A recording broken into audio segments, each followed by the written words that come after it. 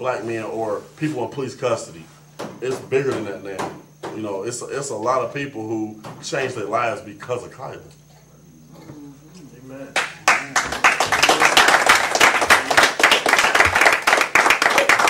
So it's all right, bro. These are things you don't know when you get to pointing fingers at folk that you really don't know. You don't know what's happening. This is why these kinds of community meetings are essential. They're important.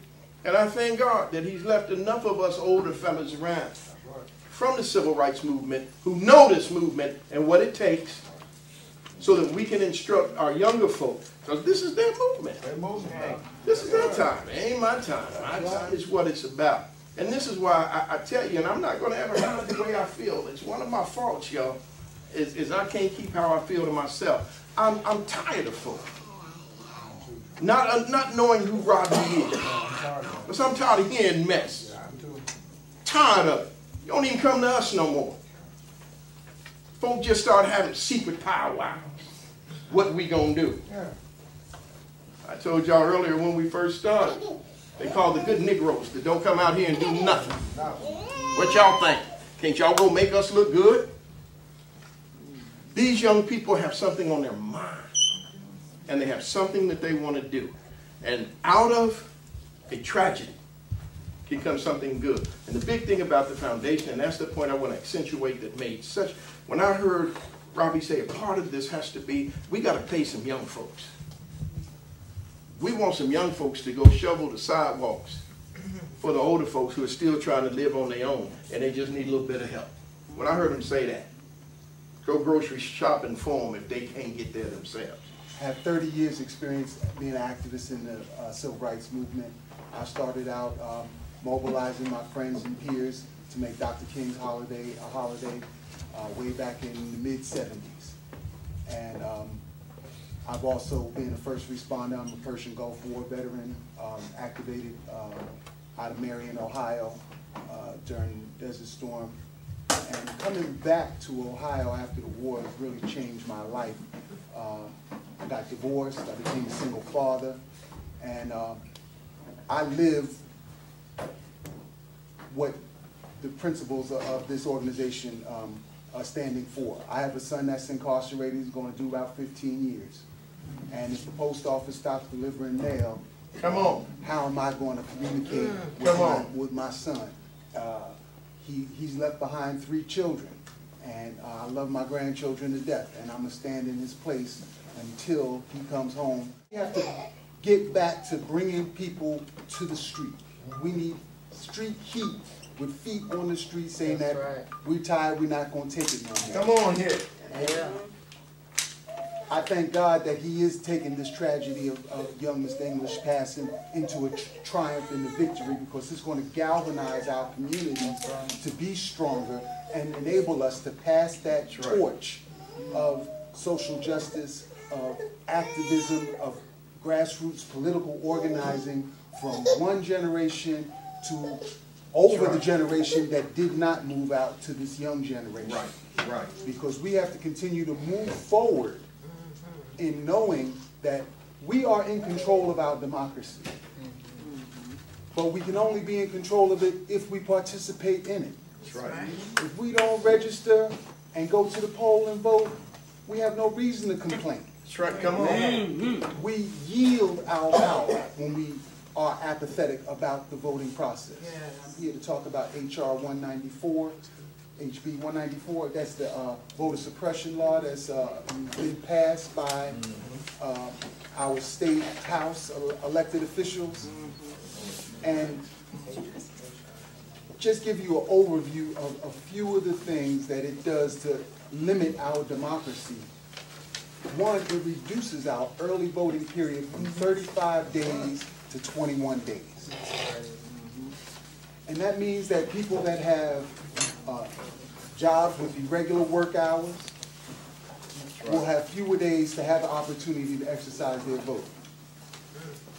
That means that our ability to vote absentee, whether you are in a military family, whether you're a college student attending one of the universities here, or if you just happen to be a person that travels frequently and you're just not home to vote and cast your vote. With obstacles like that, the objective is to make people throw their hands up and say, oh, it doesn't matter. I can stay home. I'll get it next year. They're going to do what they're going to do. But when people are informed and their consciousness is raised, their awareness is raised, then we can motivate them and mobilize them to be participants in our democracy. Absolutely. Absolutely. During this summer, I went door to door in zip codes of 17, 06, 02, and 05. Knocking on doors, asking people a number of things. Not only will they support Senate Bill 5 as it was known at that time, but before I left every door, I made sure I had every person that came to the door answer this one question. What is the most important issue facing your community? And several lights went on in areas of urban blight, crime, violence, but they all link to jobs. Because without jobs to increase our tax base, we have more services to offer to people that can't work, the lowest of our people that are in the lowest condition within our community. It's our responsibility to take care of them. That's right. And without jobs, there's going to be more crime because people are desperate. And desperate people do desperate things. That's Yes, right. yes, yes. So when that phase of the campaign was over, I didn't say, well, I'm going to find me another job, which I've done numerous times, thinking that there was no work here in Dayton to be done that I could get paid for. But I've decided that, especially since I found the Adam Project, that I'm going to sow my time in my church and in this project to put my skills and abilities to use so that we can continue to do this important work that must be done. We got Kasich because we didn't vote. Come on. Come on. We didn't say nothing, so we got whatever we got. So now the issue is, what do we do? I'm here about issue 2. Issue 2 was Senate Bill 5. Senate Bill 5 That's the was one. to stop collective bargaining for our teachers, our firefighters, police, sanitation workers, public workers. And what happens if we do that? What happens? If we don't stop it, if we don't vote no in this election, and we don't come out, and we don't kill this thing. Now, we came out. We needed 231,000 signatures to stop Senate Bill 5. Got a million. We got a 1.3 million. Come We on, did our man. job. That's what I'm talking 1.3 million. Now we got it on the ballot. It's up to us as a community to vote no. We don't vote no. He still gets what he wants. There'll come a time when they'll make all of the contracts that all of these people had, all the union contracts will become null and void. And when there's no contract, he can say, okay, I'm your salary by 1/3. If we become an at-will employment state, we're already an at-will state, which means whatever the employer says goes. Right. You want this job, this is what you're going to have to live with. Right. I don't care what you don't like, this is what you got to live with. That's an at-will state, and Ohio is an at-will employment state. The only thing that stops it are unions that protect people against an at-will state. Teachers won't be able to bargain for class size, which means that some of your grandchildren and children will be in classes of 40 and 50 kids. Things that like firefighters and police won't be able to advocate for appropriate shift coverage. So when you call, they won't come because they don't have enough people on shift to come. The other things is they won't be able to bargain for the safety equipment they need to do the job that we need them to do. Right, right. So they'll be out there unprotected, and you think they really want to be out there and want to save us and jump into a fire without the protective equipment that they need? They won't get to bargain for those things either. So that's why it's important Everybody says, well, I don't care about unions. This isn't about unions. This is about the people who serve Come our on. community. The people who are here teaching our children and grandchildren. I can't point fingers because I wasn't here. But how did we let them take everything from our side of town? Now where we got to go to a movie? Centerville or Huber Heights. A good restaurant. At least we got Miller Lane is close. But it still isn't in our community. I mean, it just doesn't make any sense. A mall, we got to go somewhere else. You can't take the bus. I will not shop anywhere they don't want me. And if you don't want folks, I got a car. You don't want folks to come from my side of town. You don't think our money is important? I'm certainly not going to give you mine. I'm not going to give it to you. And I don't listen to them say, well, we don't want you. If you can't drive here, you don't need to be out here. What? Some folks don't have cars. And the thing is, we want to come out there to work, to get a job, and you don't want us to have an opportunity? You don't want us to have the opportunity to get it? Tells me you don't care about this side of town. Tells me you don't care about my kind of people. Tells me you don't care about poor folks. This is a class war. And we're losing. Come on. You're hitting it on the head. You're hitting it on the head. We're not losers, y'all. That's right. Come on. We've always been winners, and we've always made it. All right. We got to start acting. We got to act like winners. Thank you, Doctor. Amen. Even today, when a bank forecloses on a home, not only do they make money, but they can actually try and sell that house again. They will sell it to you. They know you can't afford it. That's what they do. And they'll collect the insurance on that too. And they'll do it again. It's like rinse and repeat. Only it's with your money, with your homes, and the communities that you live in. That's exactly right. So, one of the things that we want to do is start talking about how do we, A, make sure that it is not profitable for a bank to kick people out of their homes. Right. We need to make sure that it does not make money for them. They should have to pay money if they are going to keep you out of homes. That's right. Not only that, but if they are going to foreclose on a home and own that home, they are going to also pay for the upkeep, because we spent over $5 million in the last 3 years to keep up homes that are owned by banks. Right. Right. Because they aren't taking care of them. So $5 million. So important.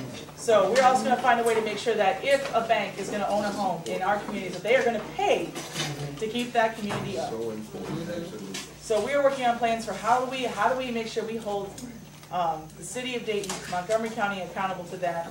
Because when you go home at night and you see all those properties that are empty, and you see how they have taken away the property value of the area you live in, how they've taken away the sense of pride that people have in their community, when you've seen how it has turned into a place that people can engage in illegal activity because they have nothing else better to do, because this is the west side of Dayton and there are not rec centers, there are not playgrounds, there are not jobs, the schools are not open. It is time that the banks take responsibility for where they have put our communities, because we didn't do it to ourselves. One of the worst things that ever happened to us, and not necessarily this one per se, this is my Speedy Rewards card. But Sister Cree, when we were taking on Kroger's, one of the very instruments the folks in Cincinnati that own and operate Kroger's used against us, they say, you black folks don't care. We give y'all those cards not just to get a discount. This is how they track where we shop, y'all. Because when we fill out the paper with our address and they want the zip code, they use this every time they scan it at Kroger or they scan it at Meijer or wherever we are. What they're saying is, those folks don't need our store over here because about 65% of y'all go on Siebenthaler anyhow. We got the card we print out to prove it. Ain't nothing but another way to keep up with us, y'all. My name is Julia Capers, and I live in the Pineview community, which is a part of West Dayton. And we are circulating a petition to stop the closing of the Paul Lawrence Dunbar Post Office. The U.S. Postal Service has done a study. Now, because the revenues are not flowing like it have in the past, and they say, you know, because of the internet, it has affected the mail business. Now, I've been retired for 11 years. The internet did not just come to be. So that revenue has been slacking down for more than 15 years. And we have Postmaster General, his staff, they all making 6 figures. And then they get upset because they don't get their 5-figure bonuses at the end of the year. Well, the post office is in dire need, but do not believe when you see in the newspaper that the post office is closing, they can't pay their bills, they're all out of money. What they can't pay is $5.5 billion, and that is designated to the employees' retirement and health fund that's always funded 75 years in advance. Now, what they're not telling you is Congress mandated that they put $5.5 billion in that fund 7 years ago when they had 900,000 employees. But since then, they have reduced the jobs by 250,000. But they still required to put the same amount of money in this fund. And that's due at the end of September. They will not have it. Now, our postmaster sitting up there making 6 figures is just now going to Congress to ask that they revise that requirement. So the easiest source of resistance they could see is to close post offices. And the post office they seek to close are the ones that they expect least resistance from. We circulate a petition. This is what the petition says. We, undersigned customers of Paul Laurence Dunbar Post Office in Dayton, Ohio, request that the Postal Service officials reverse the proposal to close the branch in Dayton, Ohio. The Paul Laurence Dunbar branch is a commemorative to the world-renowned poet, Paul Laurence Dunbar, Hear this. who was born, educated, and became legendary in Dayton, Ohio. Number 2, that post office is centrally located and accessible to patrons of the West, Northwest, Inner West, and Southwest communities. The Dunbar branch services the Historical Veteran Administration and the veteran community. Number 4, the location is easily reached by many who live in homeless shelters in the West area. These citizens use the Dunbar branch as their communication vehicle. Also use Dunbar branch as a line for assistance from these relatives, from their friends, and possibly some help agencies. Number 5, this location is needed for many of our seniors who would have difficulty commuting to the main post office or to the Dayton View branch. Many of our citizens have post office boxes at that post office. Number 6, the cost of gas for the mail carrier would be twice as expensive if he had to come from the main post office or the Dayton View branch. And the bottom line is fight for a fair economy. If the post office was in such dire distress, then why only choose the vulnerable post offices? The ones who need the post office the most. I mean, you know, a lot of our people don't have Cadillacs they could drive all over town. Because in West Dayton now, we do have to drive if we want to go to a major grocery store. And gas costing what it is. Let me tell you, you're going to always have your mail service. Don't get that wrong. Because if the post office drop it, private enterprise will come in. There you go. Now, I hear people being cynical and being negative against the post office. Yes, there are some rude clerks. Yes, sometimes your mail do come late. But in every organization I know, you have that bad person in there. Don't throw out the whole organization because 1 or 2 people are not doing what they're supposed to do. And I'm out there on the street, and I'm told by these people, I'm not signing your petition. I want them to take the post office. That's a show of ignorance. Because when they take the post office, and they have a lot of things in line to chop it down, they blame it all on the economy. Now, the economy is not what it should be, but it's not that bad. They have other options. But this is an easy option for them to do. I would rather close the post office, now I'm quoting, than to go through the trouble of having other issues in that post office where we can sell to the people to bring the business in. That's too much trouble. It's easier just to close it. And then we're going to pick the ones that we close, the ones where we get the less resistance. Trotwood is on an excellent, and I admire them very much. Trotwood, if you hear me, we envy you because they got on the fight when it first came out. The bottom line is it takes the community. They're business people, they're political people, they're pastors, they're communities. Everybody is working to make that possible. And we on the west side, we can do no less.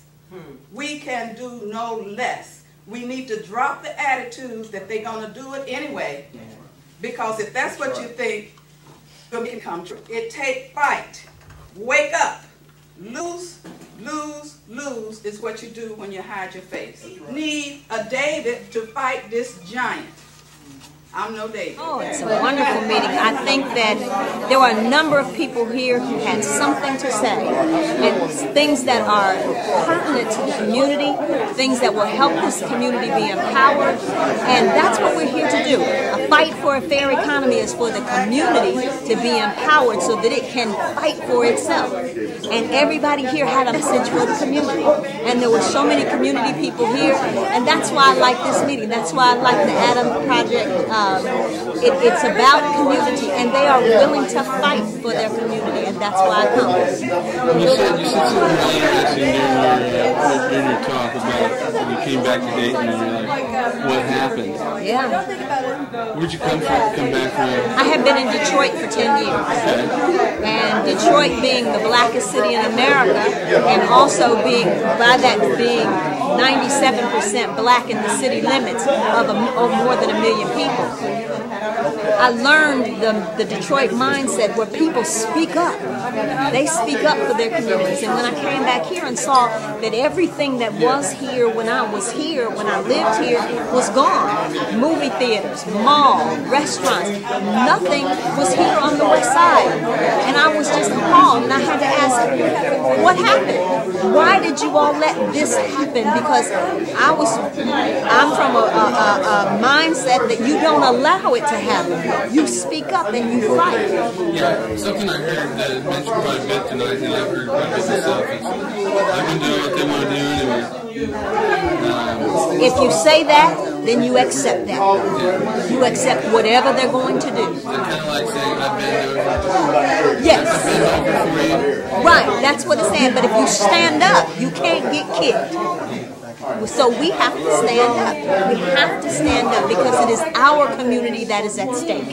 It's our livelihoods. It's us. What response have you been getting from different SB5 campaign to repeal that? What kind of response have you been getting from people in the city to what your petitions and just general... The majority of the response is positive. Like I said, we only needed 231,000 signatures, and we got 1.3 million. So most of the responses were positive. There's still always somebody saying, "Oh, I don't vote. Ooh, I don't vote. I ain't voting. No, I don't want to vote." And for those people, I used to try to argue with them or to try to persuade them. But then it got to a point where it's like, okay, then just don't complain. Because if you don't vote, you shouldn't complain because you did not let your voice be heard. Do you see in Wisconsin this summer, I was at some of the gatherings at the State House last year when SB5 was announced, and some of 30 Days of Fury in the State House. Something I hadn't seen anywhere. I mean, we had protests here in Dayton. Streets were lined, literally, and you just haven't seen that. Do you see Americans coming out of there with armies, or is it announced in Dayton? Like a lot of people say, I don't see a lot of civic participation. I see people complain about, where did they vote to do that?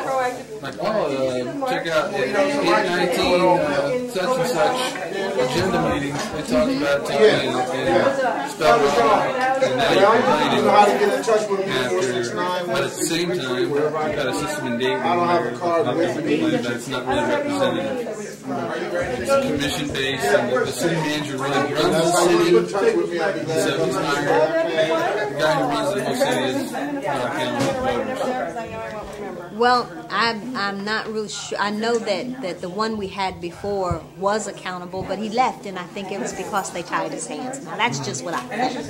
I don't know that for sure. But he left after a short period of time, and he was a young black man, and he was doing a great job.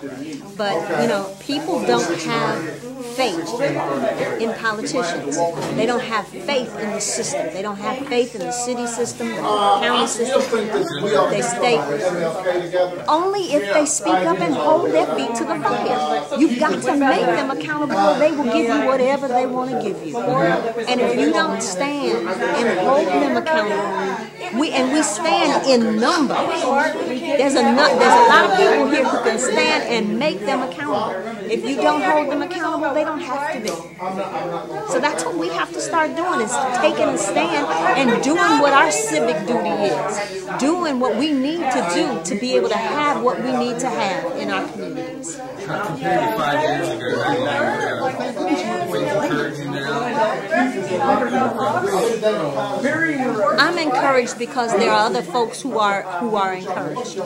I'm encouraged because I'm trying to encourage others, and I have to think positive, and I have to. We have to speak positive and think positive, and I always do. And the more you do that, the more people come on board. Just everybody get out and vote on November the 8th. Vote no on issue 2, vote no on issue 3, and sign a petition for House Bill 194. We want to get rid of it too. So please come out and vote. Thank you. No problem.